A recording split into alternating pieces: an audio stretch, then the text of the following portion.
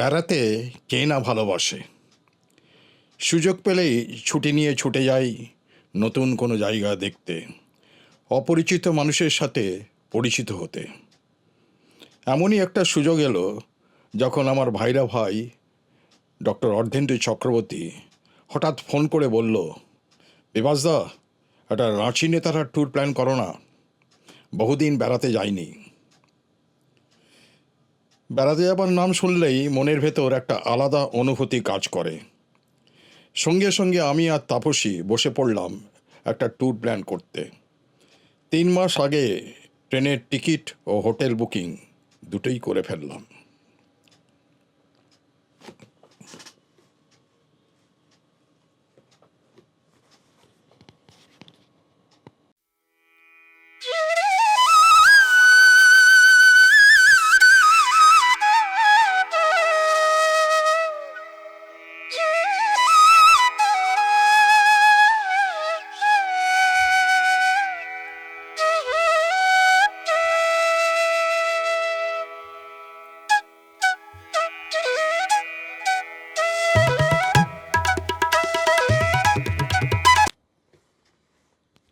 Good morning viewers, আমি বিভাস সেন।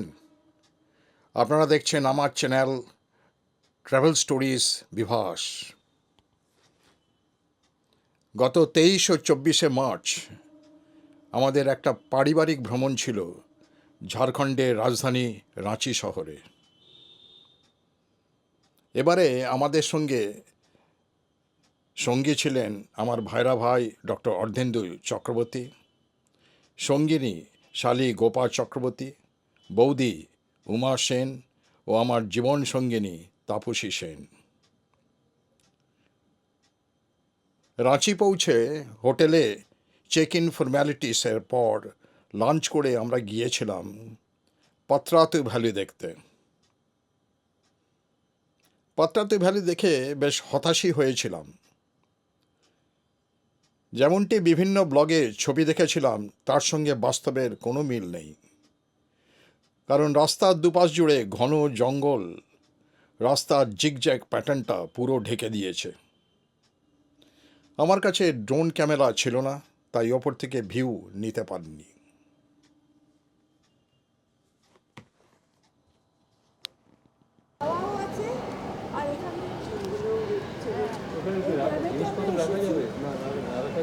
এখানে বেশ ভালো লাগছে, বিশেষ করে এই ফুলগুলো বলছি, এই ফুলগুলো কি ফুল? মিলি মিলি অনেক কালারও রয়েছে, অনেক কালার রয়েছে, লাল। আর এখানে গাছগুলো বেশ সুন্দর লাগছে, জায়গাটাও খুব সুন্দর, জ্যামটাও মনে হয় খুব সুন্দর। তবে আমরা বোটিংটা অবশ্য করবো না। অর্ধেন্দু, বলো কিছু। বলো তোমার অভিজ্ঞতা। এটা এসে আমরা 700 টাকা দিয়ে এন্ট্রি করলাম। এটা কি আমাদের টাকাটা ঠিক মতো ইনভেস্টেড হলো? বাগান বলে একটা বই আছে, হ্যাঁ, এখানে শুধু ফুলের বাগান আর লেক। হ্যাঁ, দেখি কতদূর কি দেখতে পারি। হ্যাঁ। তবে লেকে আমরা বোটিং করব না, কারণ আমরা কেউ সাঁতার জানি না। কাজেই আমরা ফটো তুলবো, লেক দেখবো, ঘুরবো, একটু বেড়াবো। ভালোই লাগবে। তুমি এটা ক্যামেরার রিসিপ্টটা নিয়েছো তো? আমার পকেটে দাও, হ্যাঁ, ক্যামেরার রিসিপ্টটা দাও। হাতে করে ক্যারি করার চেয়ে তুমি বোতলটা দাও।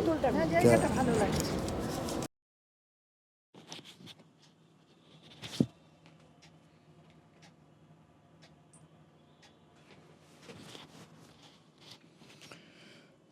পাত্রাতু ভ্যালির পরে আমরা এলাম পাত্রাতু বাঁধ চত্বরে। নলকালী নদীর জল সংরক্ষণের জন্য বাঁধটি তৈরি করা হয়েছিল। এটি পাত্রাতুর প্রধান আকর্ষণ। বাঁধের উপকূলে বসে সূর্যোদয়ের সময় উড়ন্ত মাছ দেখতে পাওয়া যায়। খুব কম লোকেই জানেন যে বাঁধের নিচে একটি সুড়ঙ্গ রয়েছে, যা পাত্রাতুর 2টি গ্রাম লাবগা এবং হরিহরপুরকে সংযুক্ত করেছে। নিরাপত্তার কারণে এটি সবার জন্য বন্ধ করে দেওয়া হয়েছে। গত 14ই জানুয়ারি 2010 থেকে বাঁধের ওপর বোটিং শুরু হয়েছে। পাত্রাতু বাঁধটি রামগড় থেকে 30 কিলোমিটার এবং রাঁচি থেকে 35 কিলোমিটার দূরে অবস্থিত।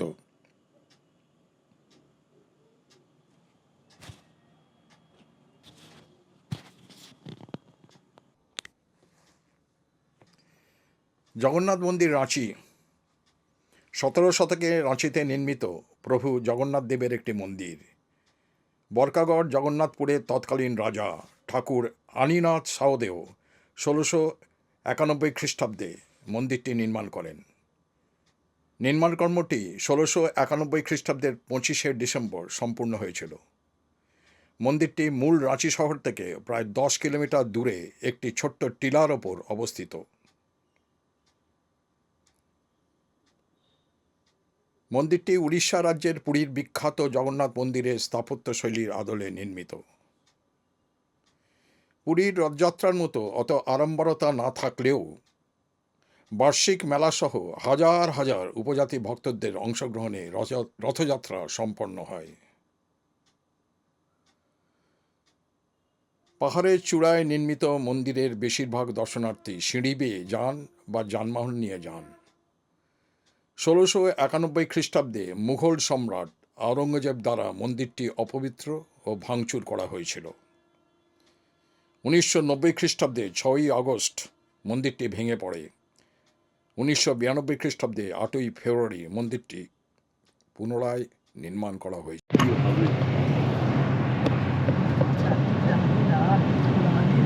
আমরা এখন দশম ফলস দেখতে যাচ্ছি। রাস্তার দুপাশে প্রচুর ফুটে আছে পলাশ, অসংখ্য পলাশ গাছ। রাস্তার দুপাশে সৌন্দর্য তুলনাহীন।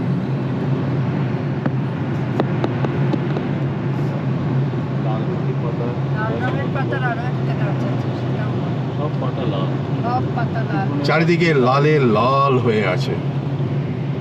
আমরা এই পলাশ গাছ দেখার জন্য গত বছর গেছিলাম বরন্তী, কিন্তু বরন্তীতে এত পলাশ ফুল দেখিনি।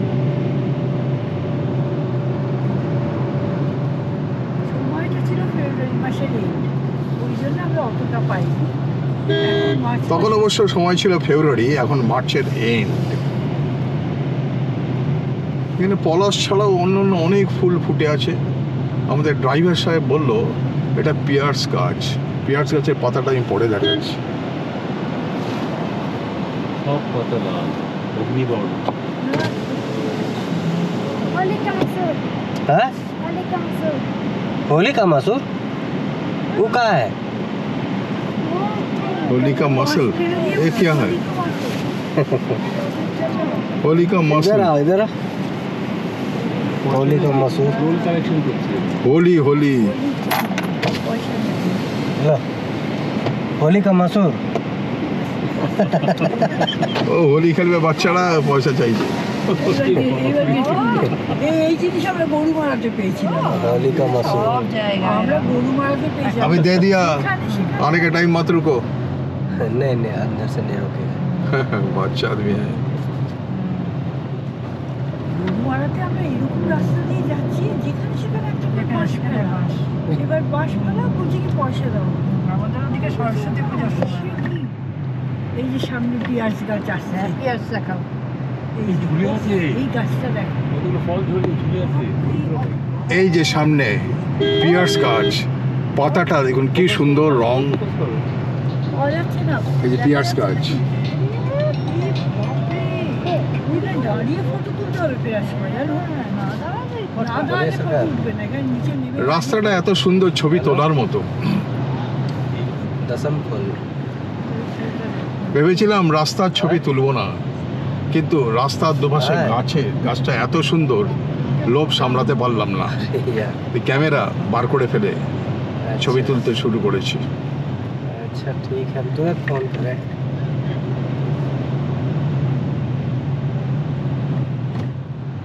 আবার একটা ওই দেখ, ওই চললো। ये भी होली का मसल। भाई क्या अरे क्या हाँ? अभी तो दिया। मेरा भैया है ना, मेरा भैया खोल दे खोल दे। मेरा भैया है। प्रणाम करो जाओ।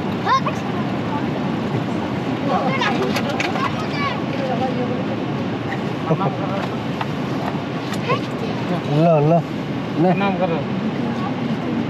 जाओ खोला खोला खोला। खोलो खोलो खोलो खोल दो। प्रणाम এইবারে যে হোলিকা মাসুর হ্যাঁ ওরা দিচ্ছে না মনে হয় বাইকের ওকে তো না বলো মেরাই ভাইয়া ওকে দেখিয়ে দিল ও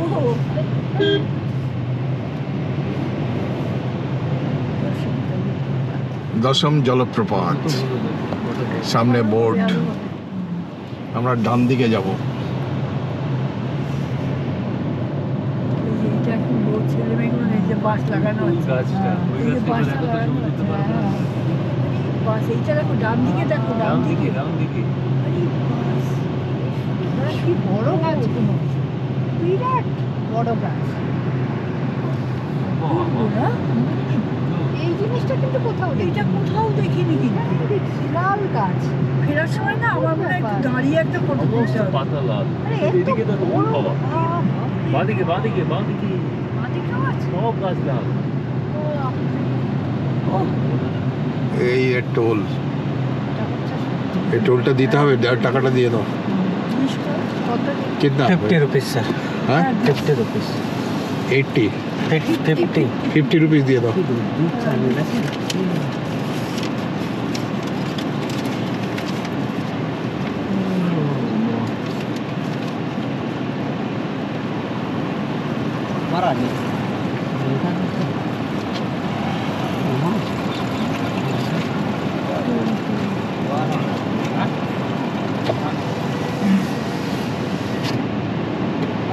পুরো গাছটা আমার গায়ে গিয়ে লাগছে কি নামিয়ে দিলাম হালকা পুরোটা নিও না, তোমার ঠান্ডা লাগবে। इधर का सीन देखिए सर, ये देखिए लेफ्ट में हम लोग आ गए। बहुत खूबसूरत है, ब्यूटीफुल। শুরুতে গান বলার ক্ষেত্রে গানটা গাইতে হবে। বলারই আওয়াজ বের হয় না ও শিমু কেন কেন জানি না এটা রেকর্ড কর।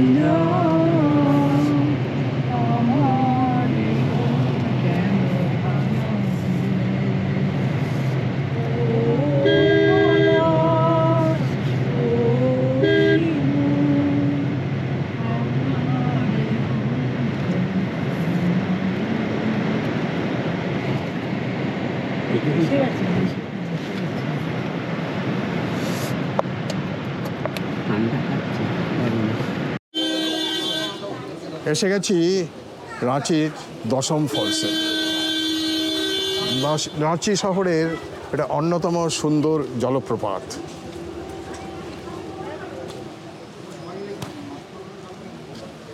অর্ধেন্দু বলো তোমার প্রতিক্রিয়া। খুব সুন্দর, চারপাশের প্রাকৃতিক সৌন্দর্য অপরূপ, খুব সুন্দর। আসার সময় রাস্তাটা সম্বন্ধে তোমার কিছু অভিজ্ঞতা বলো। রাস্তাটা খুব সুন্দর, কিন্তু যখন আমরা মেন রাস্তা থেকে জলপ্রপাতের রাস্তায় ঢুকলাম, এটা খুব সরু এবং ঘিঞ্জি রাস্তা, কিন্তু চারপাশের পলাশ গাছ আর একটা নাম না জানা গাছ, তার সমস্ত পাতা লাল হয়ে আছে, অদ্ভুত রঙের একটা লাল, ঠিক লাল নয় আবার লালের মতো, ইটের রঙ। সেই গাছের সমস্ত পাতা সেই রঙের, অগ্নিবর্ণ, অদ্ভুত সুন্দর গাছ। পলাশ গাছে চারদিক লাল হয়ে আছে। পলাশ দেখতে বোধহয় আর কোথাও যাওয়া দরকার নেই, এখানে এলেই হবে। ঠিক তাই। আমরা পলাশ গাছ অনেক জায়গাতে দেখেছি, আমাদের বাড়ির সামনেও একটা ছিল রূপনারায়ণপুরে। ঠিক ইয়েতে গেছি, পলাশবনিতে গেছি, বাঁকুড়ায় বা এসব জায়গাতে, কিন্তু এখানে চারপাশে এত পলাশ গাছ, লালে লাল, লালে লাল। প্রসঙ্গত আপনাদের বলে রাখি, আমার সঙ্গে আমার ভ্রমণ সঙ্গী আছে আমার ভাইরা ভাই ডক্টর অর্ধেন্দু চক্রবর্তী। এই যে তার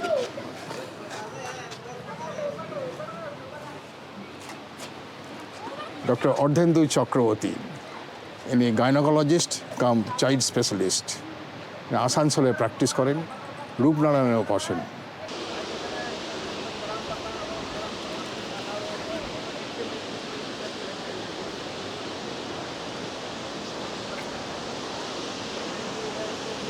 দশম জলপ্রপাত।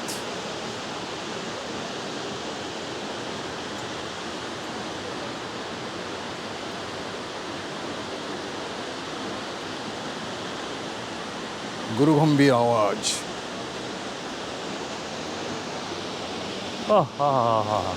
আশা সার্থক, এখান থেকে নামার রাস্তা আছে তো? আশা সার্থক। কি অপূর্ব অপূর্ব দৃশ্য। জলপ্রপাতের এই আওয়াজটাই যদি না শুনলাম, বাবা এদের স্ট্যামিনা আছে, সাহসও আছে, কত নিচে নেমেছে। এই সিঁড়িটাই তো এখান দিয়ে নেমে যাচ্ছে। হ্যাঁ, এই সিঁড়িটাই এখান দিয়ে নেমে কে যাচ্ছে। যাবে অদূর, কে যাবে বাবা, অত দূর যাবো না, এই ভালো আমাদের এটাই যথেষ্ট। বুড়ো হাড়ে এর থেকে বেশি হয় না। দেখি এবারে কি সুন্দর। দশম ফলস দেখে নিয়ে রওনা দিলাম সূর্য মন্দিরের উদ্দেশ্যে। এই সূর্য মন্দির রাঁচি থেকে মোটামুটি 37 কিলোমিটার দূরে। হাইওয়ে থেকে দূরে টিলার ওপর মন্দিরটি চোখে পড়ল। তারপর এক সময় সেই টিলাটি বয়ে ঘুরে ঘুরে উঠতে থাকলাম। ওপরে ওঠার রাস্তাটি খুব সুন্দর। ছোটনাগপুর মালভূমির মন ভোলানো সৌন্দর্য উপভোগ করতে করতে, গাড়িতে গল্প করতে করতে এক সময় এসে হাজির হলাম মন্দির চত্বরে। সংস্কৃতি বিহার নামক একটি চ্যারিটেবল ট্রাস্টের দ্বারা নির্মিত এই মন্দিরটি যে খুব একটা বেশি পুরনো নয় তা এক ঝলকেই বোঝা যায়। সাদা পাথর দিয়ে বানানো রথের আদলে তৈরি এই সূর্য মন্দিরটি 18টি চাকা বিশিষ্ট এবং এক সারথি ও 7টি ঘোড়া সেই রথ টেনে নিয়ে যেতে উদ্যত। ভেতরে সূর্যদেবের মূর্তি। মন্দির চত্বরে ঢুকতেই পুরোহিত হাত নেড়ে ইশারায় বললেন, বিগ্রহের ছবি তুলবেন না। বিগ্রহের ছবি আমি তুলিনি। মন্দিরের পরিবেশ খুবই শান্ত। আশেপাশের দৃশ্য সত্যিই মনোরম। আজ এই পর্যন্তই। পরের ভিডিওর জন্য অপেক্ষার অনুরোধ রাখছি। আমার ভিডিওটি শেয়ার করবেন, সঙ্গে থাকবেন ও লাইক দিয়ে উৎসাহ দেবেন।